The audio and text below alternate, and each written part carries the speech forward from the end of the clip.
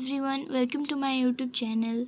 In this series of learning, I am going to share with you a new series of Java programming. If you want to learn Java language, then stay updated with me.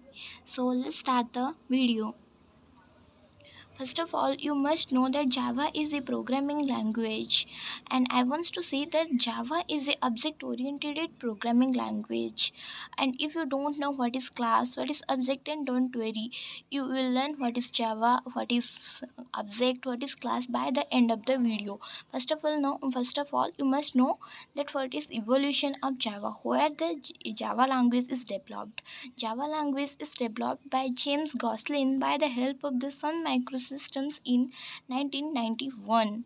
It is a purely object-oriented program. In the Java programming, every Java program starts with the by the help of a class, and whenever a class is created, the object must be created.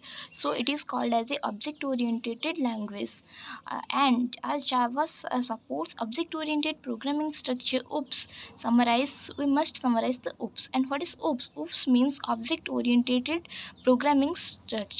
First of all, we are going to cover what is the feature of OOPS in Java programming languages.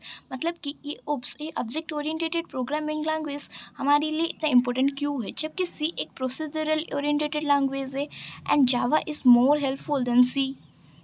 But why object oriented programming structure is so important to us? Object oriented supports some features that are not supported by C, so object oriented programming structure is much better than C. What OOPS is? So here are the some features of the OOPS. OOPS supports class and object, data encapsulation, data abstraction, data hiding, inheritance, polymorphism, and message passing. This is the theory part of the video, and it is just to remember and no need to worry about it.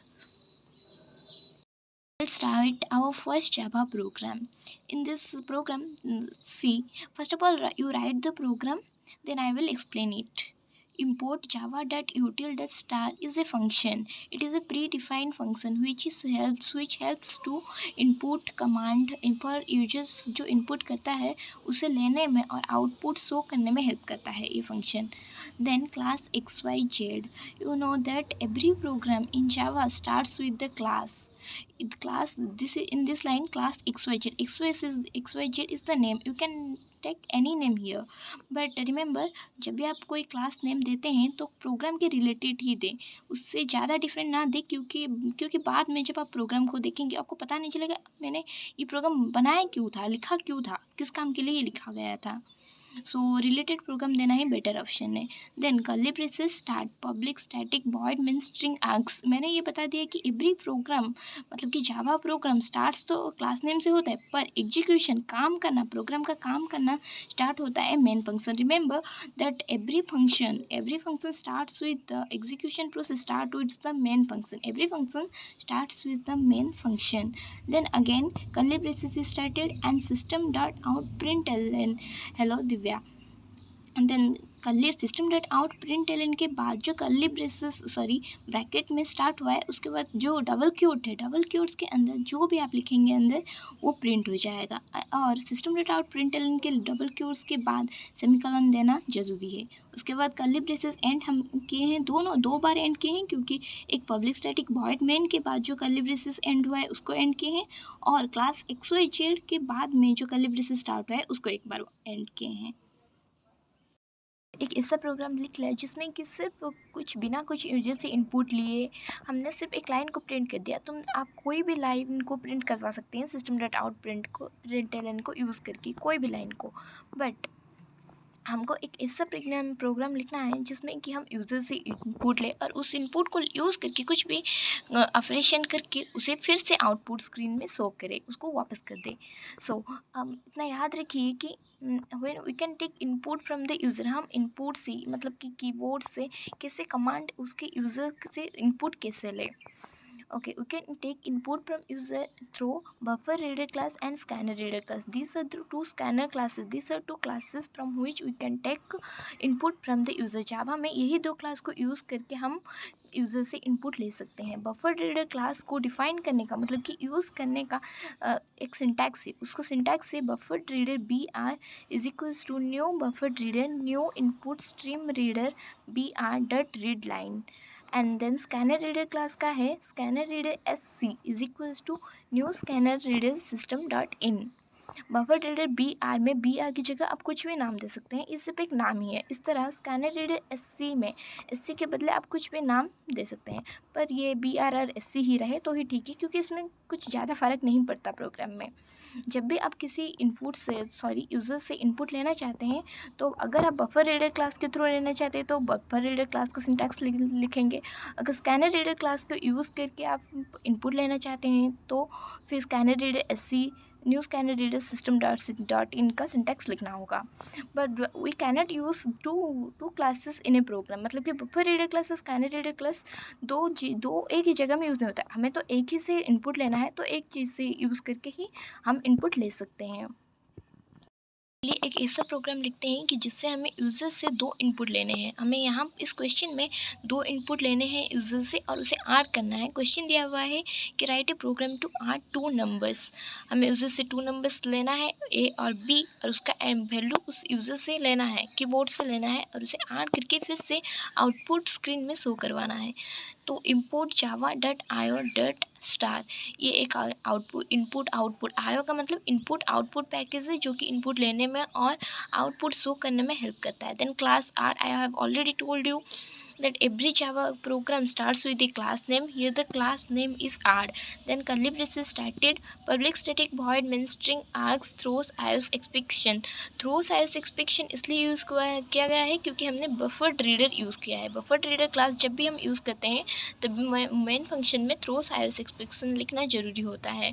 और public static void main मतलब कि Java programme का execution start कहाँ से होता है? Main function से. Then again curly braces is started and int a comma b comma sum. int a comma b comma sum के बाद एक सेमीकोलन देना पड़ता है जो कि मैं यहाँ पर भूल गई हूँ, पर आप लोग जरूर दे दीजिएगा. int a comma b comma sum ये तीनों ही एक वेरिएबल्स हैं. a और b जो कि हम यूज़र से इनपुट लेने वाले हैं और सम जहाँ पर हम ऑपरेशन हमारा ऐड वाला ऑपरेशन करने वाले हैं. So then buffered reader br is equals to new buffered reader new input stream reader B R dot read line. हमने यहाँ पर बफर रीडर बी आर का सिंटैक्स लिख दिया है क्योंकि हमें यूजर से दो इनपुट लेने वाले हैं.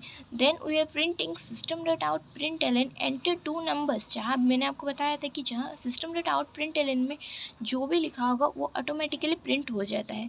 तो आउटपुट स्क्रीन में प्रिंट हो जाएगा कि एंटर टू नंबर्स. इसके बाद यूज़र दो नंबर इनपुट करेगा.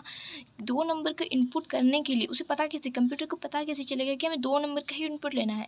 तो हमें लिखना पड़ेगा ए और बी. अगर हम सी लिख लेंगे और सी हमने ऊपर डिक्लेयर नहीं किया है, सो यहाँ पर सिर्फ हम दो नंबर का ही इनपुट ले सकते हैं. हमने लिखा है A is equals to integer dot parse int B R dot read line. ये भी जैसे इनपुट लेने का सिंटैक्स ही है, इसे आपको याद रखना ही पड़ेगा. देन हमने यहाँ पर इंटीजर क्यों लिया है? क्योंकि हमने डिक्लेयर किया है पब्लिक स्टैटिक वॉइड मेन के बाद जो कर्ली ब्रेसेस दिया गया है उसके बाद हमने इंट ए बी लिखा है. हमने ऑलरेडी डिक्लेयर कर दिया है कि ए और बी जो हम डाटा लेंगे वो सिर्फ इंट टाइप का ही होना चाहिए. अगर आपको डबल का चाहिए मतलब कि डेसिमल का डाटा चाहिए तो A is equals to double dot parse int भी लिख सकते हैं, पर हमने यहाँ पर इंट डिक्लेयर किया है तो हम लेंगे A is equals to integer dot parse int B R dot read line. Then B को भी हमने उसी तरह डिक्लेयर किया है integer dot parse int B R dot read line, क्योंकि बी भी एक इंटीजर टाइप ही डाटा है. देन सम भी हमारा एक वेरिएबल ही थे, तो सम के हम ऊपर हम ऑपरेशन करेंगे. हमें क्या चाहिए? दोनों नंबर्स का सम चाहिए. तो sum is equals to A plus b हमने कर दिया और इसके बाद हम सम को प्रिंट करेंगे. ए प्लस बी को मिलाकर जो भी वैल्यू आया है वो सम में ही स्टोर हुआ है. Then system dot out println sum of the two numbers के बाद इक्वल्स टू के बाद मैंने डबल क्योट ख़त्म किया है, तो sum of the two numbers print हो जाएगा और प्लस सम में जो वैल्यू स्टोर हुआ है वहाँ पर प्रिंट हो जाएगा. देन कर्ली ब्रेसेस को मैंने दो बार एंड किया है, क्योंकि एक बार क्लास 8 के बाद जो कर्ली ब्रेसेस था उसे एंड किया गया है, और पब्लिक स्टैटिक वॉइड मेन के बाद जो कर्ली ब्रेसेस था उसे भी एंड किया गया है। Going to write a program going to write the same program using scanner reader class. So the question is, write a program to add two numbers but using scanner reader class. इस programme में भी हमें user से दो input लेने हैं और उसे भी ऐड करना है, पर हम ये करेंगे स्कैनर रीडर क्लास को लेकर। फर्स्ट लिखा गया है कि import java.util.star, मतलब कि जब हम स्कैनर रीडर क्लास यूज़ करते हैं import java.util.star लिखना पड़ता है, क्योंकि ये स्कैनर रीडर क्लास है जो java.util के अंडर में आता है। देन उसके बाद हमने क्लास ऐड लिखा है, क्योंकि यहाँ पर पता है आपको कि जावा प्रोग्राम क्लास नेम से स्टार्ट होता है, यहाँ पर क्लास का नाम है add. Then curly braces started and public static void main string args. यहाँ पर स्ट्रिंग आर्क्स के बाद थ्रोस एक्सपेक्शन लिखना ज़रूरी नहीं है, क्योंकि हमने बफर रीडर क्लास यूज़ नहीं किया है, हमने यूज़ किया है स्कैनर रीडर क्लास, सो वो वाला यहाँ पर नहीं लिखना है। Every Java program execution starts from the main function. Then again curly braces start and int a comma b comma sum. A, b and sum are the three variables. And now we are going to write the syntax of the scanner reader sc. जबकि हमें user से दो input लेने हैं, तो हमें scanner reader का syntax लिखना होगा। Scanner reader sc is equals to new scanner reader system dot in. उसके बाद सिस्टम डॉट आउट प्रिंटलन। आपको पता है कि सिस्टम डॉट आउट प्रिंटलन में जो भी लिखा होता है वो डायरेक्टली प्रिंट हो जाता है। एंटर टू नंबर्स अपने आप ही प्रिंट हो जाएगा। उसके बाद इनपुट लेने के लिए हमें इसका भी वेरिएबल्स का भी सिंटैक्स लिखना होगा। A is equals to S A dot next int, B is equals to S A dot next int. ये दोनों ही सिंटैक्स है और आपको इसे याद रखना होगा। B is equals to S C dot next int के ब्रैकेट के बाद एक सेमीकोलन दिया होना चाहिए, जैसे कि ए के बाद दिया गया है। then sum is equals to a plus b। sum एक वेरिएबल है जो कि then sum is equals to A plus B. Sum एक वेरिएबल है जहाँ पर हम ऑपरेशन कर रहे हैं ए प्लस बी। हमने यहाँ पर ए और बी को ऐड कर दिया है, और ए प्लस बी के बाद भी सेमीकोलन लगाना ज़रूरी है। और ए प्लस बी में जो भी वैल्यू इस यूज़र इनपुट करेगा, जो भी आंसर आएगा, मतलब कि जो भी आउटपुट आएगा वो स्टोर कहाँ पर हो रहा है, सम पर स्टोर हो रहा है। और then system dot out println sum is equals to double quotes end हो गया।